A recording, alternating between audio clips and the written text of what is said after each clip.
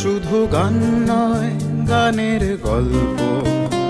সে ডানা মেলে উড়ে যায় অল্প অল্প একদিন, প্রতিদিন একদিন প্রতিদিন।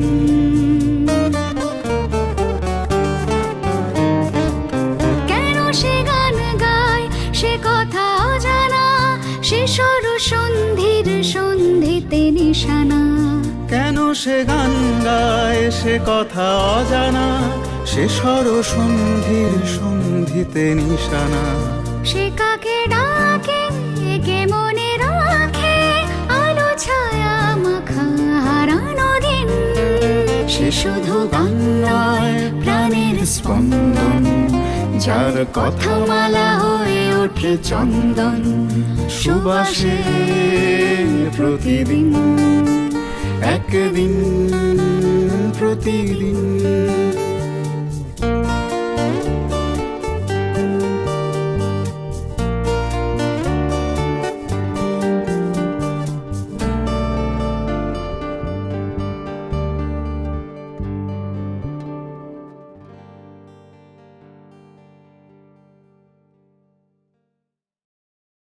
আমার কাছে একটি ছেলে গান শিখতো ক্লাস 8 থেকে, খুব ভালো ট্যালেন্টেড ছেলে। তো গজল গাইতো খুব ভালো, গজল শিখতো আমার কাছে, অন্যান্য বাংলা গানও শিখতো। পরে তার বাবা ট্রান্সফার হওয়াতে সে বম্বে চলে যায়, এবং বম্বেতে গিয়ে সে আমার কাছে বাংলা গান শেখাটা জারি রাখলো অনলাইনে, কিন্তু গজল আর ক্লাসিক্যালটা ওনের কাছে শিখতো। গজল একজন বিখ্যাত গজল সিঙ্গারের কাছে গান শিখতো। এই একটা গান আছে, তूने ये फूल जो जुल्फों में सजा रखा है, एक दिया है जो ইত্যাদি ইত্যাদি। সেইটা তার সেই ভদ্রলোকের নামটা আমি বলেই দিচ্ছি এখানে, রাজকুমার রিজভি। তো রাজকুমার রিজভির এটা কিন্তু ফার্স্ট গাওয়া গজল।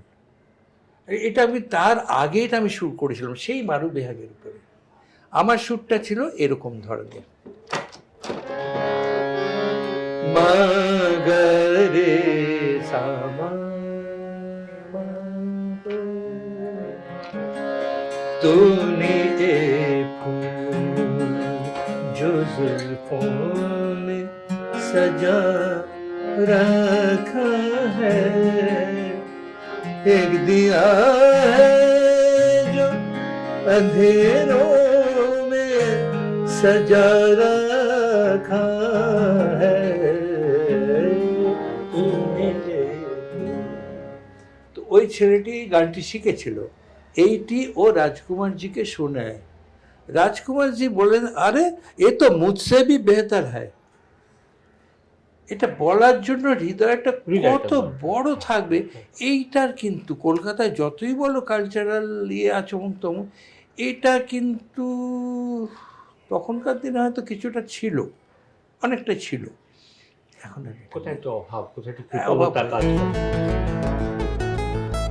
গান গানটি গান গানটি গানটি গান গানটি। গানের তো অজস্র গল্প, বিভিন্ন গান, তোমার তো কাজের শেষ নেই, কাজ চলছে প্রতিনিয়ত।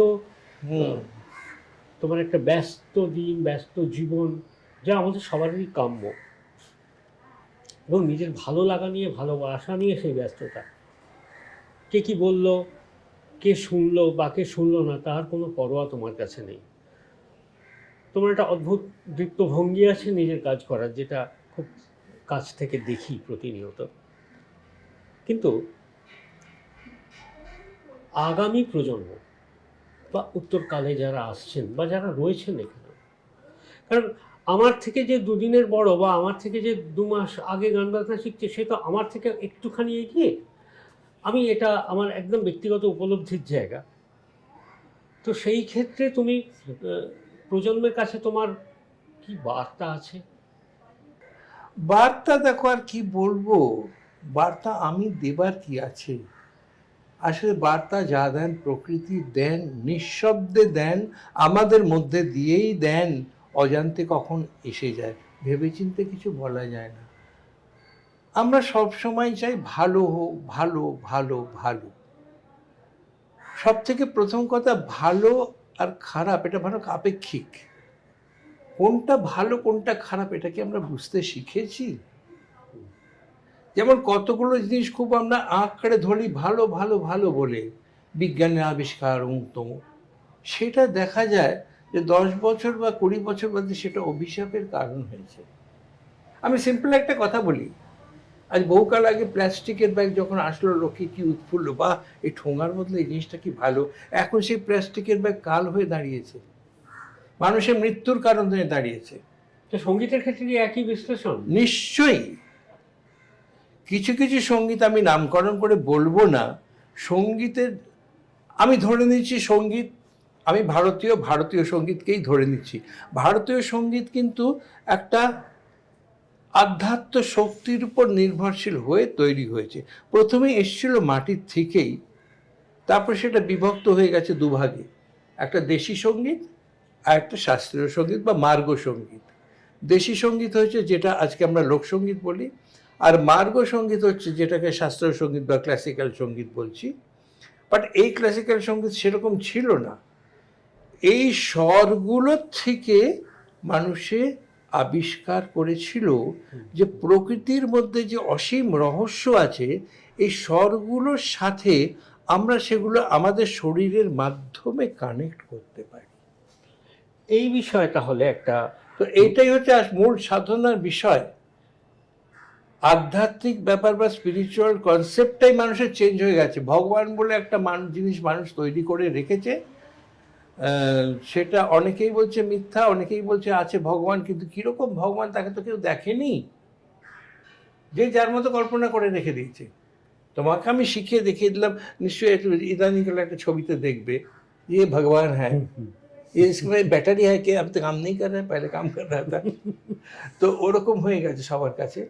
এখন দেখবে ভগবানের বাজারটা খুব সাংঘাতিক।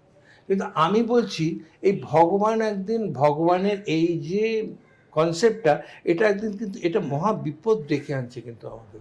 সেটার থেকে উদ্ধার পাওয়ার জন্য আমার মনে হয়, বা প্রিকশন বলছি, নানা রকম অসুস্থতা এসে যাচ্ছে, কিন্তু সেই অসুস্থতাটা শারীরিকের আগে ঘটছে মনে। সুতরাং এই মন থেকে তারপর শারীরিকে যাচ্ছে। তুমি দেখো ক্লিনিকগুলো কি পরিমাণ ভিড়, ডাক্তারের কাছে কি পরিমাণ ভিড়। এটা কি সরাসরিভাবে আমাদের এই সঙ্গীত চর্চার সঙ্গে রিলেটেড হচ্ছে? অবশ্যই রিলেটেড, মানে আমরা সঙ্গীতের মাধ্যমে এটাকে আগে থেকে দূর করতে পারি। মিউজিক থেরাপি নিয়ে অনেক কথা বলা হচ্ছে। এই আমি একটু থামাবো তোমাকে। হ্যাঁ, আমি এটা একটা কথা বলি, এটা অনেকে জানেন না। রামানুজদা প্রায় দীর্ঘদিন ধরে যে কাজটি করছেন, যে থেরাপিটিক মিউজিক বা সঙ্গীতের পাশাপাশি আধ্যাত্মবাদের যে তার সঙ্গে যে সম্পর্ক, এই দুয়ের মিশ্রণে একটা রাস্তা, একটা পথ দেখানোর চেষ্টা করছেন। তিনের মিশ্রণ, অধ্যাত্ম বিজ্ঞান, অধ্যাত্মবাদ না, অধ্যাত্ম বিজ্ঞান, কারণ এটা টোটাল বিজ্ঞান। এটা আরেকটা হচ্ছে সঙ্গীত, একদম আমাদের প্রাচীন সঙ্গীতের যে কনসেপ্টটা, এবং মনোবিজ্ঞান। আচ্ছা, মনের রহস্য যে কি অসাধারণ। মনের রহস্য অ্যাকচুয়ালি যারা বড় বড় সাধু সন্ন্যাসী বা যারা সত্যিকারের আমরা যাদের মানি সেন্ট বলে, তারা আর কিছুই না, মনের গভীর রহস্য দিয়ে পৃথিবী আসে। মনের গভীর রহস্যের সাথে তোমাদের ঠিক এখনকার মতো ঠিক রাউটার ফিট করা আছে। ঠিক যেরমভাবে আমাদের যে সিগন্যালটা এসে ধরা দেয় উইদাউট এনি কেবল, ঠিক সেরমভাবেই তুমি তোমার মধ্যে ধরতে পারবে। এতে সাধারণ মানুষ তো উপকৃত হবেন, হওয়া তো উচিত। আমি একজন দুজনের উপর দেখেছি। এখন কি হচ্ছে, কোনো ব্যাপারে পুরো ব্যবসায়িকভাবে না করলে পরে নেই। আমি ছোট করে একটা গান শোনাবো, যে গানটা আমার অ্যাকচুয়ালি এবারে এই পুজোর সময় একটি গান রিলিজ হচ্ছে, এবং আমি একটা নতুন নাম দিয়ে এই গানটি করছি। না আধুনিক বাংলা গান বা অন্য নাম না, অন্তর্মুখী গান। একটুখানি দূরে হাত ছাড়ি, হারিয়ে যাওয়া কোন সময়েরই সীমারেখা পেরিয়ে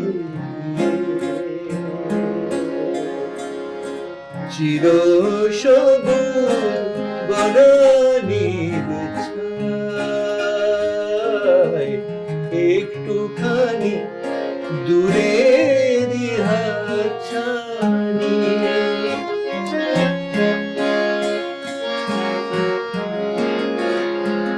চাওয়া পাওয়া হিসাব যত থাক না পড়ে কি ক্ষতি তার চেয়ে হোক না এবং বানভাসির ভরা নদী একটুখানি সুরের রে মিলত যদি প্রাণের মোহনা সময়নি সীমারেখা পেরিয়ে চির সবুজ বনানীর ছায় একটুখানি দূরের হাতছানি গান গানটি গান গানটি গানটি গান গানটি যখন থামতে ইচ্ছে করে না, যখন মনে হয় সময় কোনো জ্যোতিচিহ্ন যেন না পড়ে, কিন্তু বিশ্রামের জন্য থামতে হয়, অথবা নতুন করে চলার জন্যে একটু দম নিতে হয়। এই যে একটা অমূল্য সময় আমরা কাটাচ্ছি। রামানুজদা আজকে যে দীর্ঘ আলাপচারিতায়, দীর্ঘ কথাবার্তায় এত অদ্ভুত অজানা দিক আমরা পেলাম, কিন্তু একটা জিনিস আমি জানি দীর্ঘদিন ধরে, নিজের শুধু ভালো লাগা নয়, সে বোধহয় একটা তোমার অদ্ভুত রেজলিউশন আছে যে একটি গান, একটি স্তোত্র দিয়ে তুমি শুরু করো। আজকে সেটা দিয়ে আমরা শেষ নয়, হয়তো আবার শুরুর জন্যে সেই স্তোত্রটাতে যাব।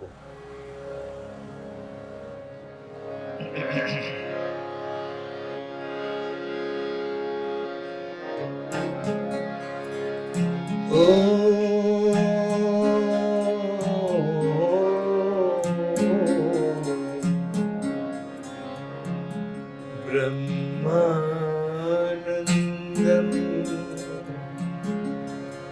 परमसुखदं केवलं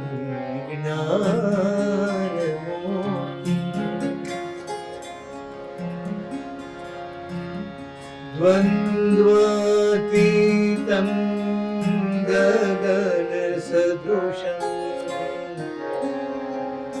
तत्त्वमस्यादिलक्ष्यम्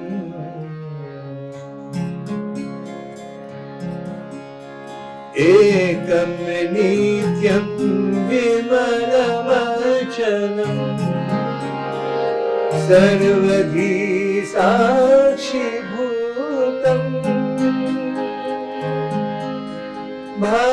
भावातीतं त्रिगुणरहितं सद्गुरुं तं नमामि सद्गुरुं तं नमामि सद्गुरुं तं नमामि